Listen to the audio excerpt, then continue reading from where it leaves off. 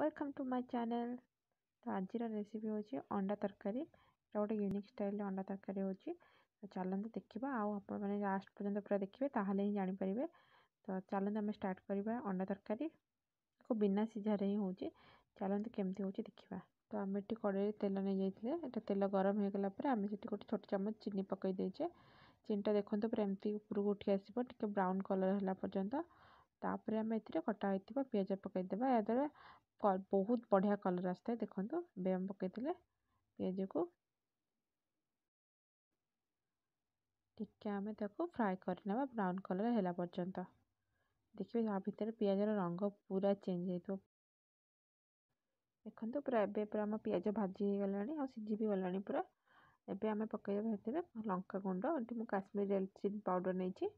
आपड़ चाहिए राग वाला चिली पाउडर भी नहीं पारे। तेल पकेवा द्वारा कि पूरा कलर आहरी बढ़िया होता है, बहुत भल कलर आसता है।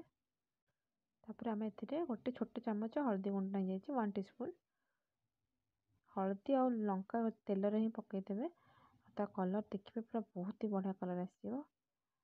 एक बेसी भाजबेनि बेसी भाजीगले पुणी तेरे पोड़ जस्ट टिके खाली फ्राए कर देकी तापर आम अदा रसुण पेस्ट पकईदे। ये गोटे बड़ चामच अदा रसुण गोटे चामच ही नहीं पुणी फ्राए करने।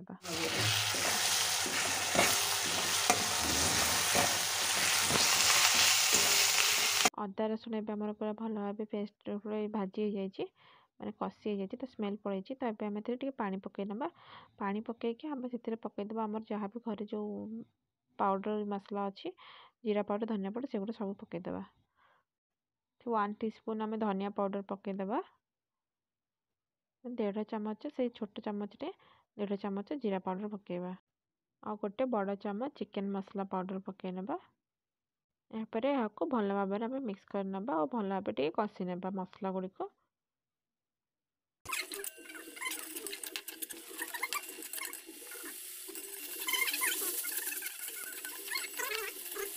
तो आमर पूरा मसला कषिकी पूरा रेडी है। देखो केते सुंदर कलर है बढ़िया कलर आसी। तो ये आम एठी गरम पानी पकईने आ गरम पानी जो पकेबा टिके अधिक परिमाण आम जमी से मसला देखिए झोल टाइप जमी पानी झोल से टाइप पर करेंगे।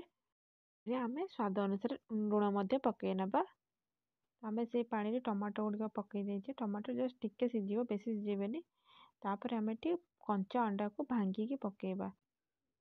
तो चलते कंचा अंडा भांगी पकईबा। देखो एमती पकईबे कारण मोर टे गैस प्रोब्लेम अच्छी तो से मो गैस बहुत सीम होजी।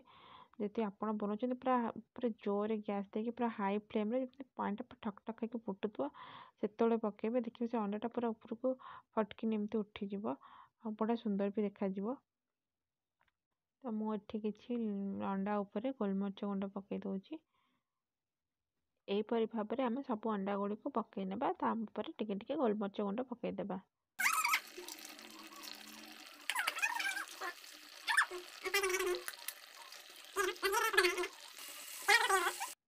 तो देखो गोटे अंडा आमर पूरा फ्लाट होकर पूरा उपरक उठी आसी बाकी गुड़िक से उठिनी कारण जेहेतु मोर गैस टिके प्रोब्लेम अच्छी बहुत सीम रोचे से एमती होगला ना बाकी बहुत बढ़िया भाव गोल गोल होकर पूरा उठा बढ़िया देखा।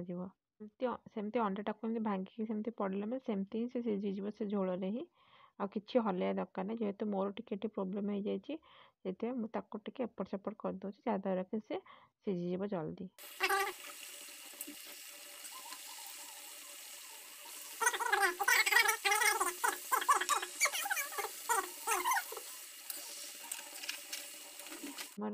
आमर सब अंडा गुड़िक सीझी जाए देखो पूरा पानी भी मरीगला।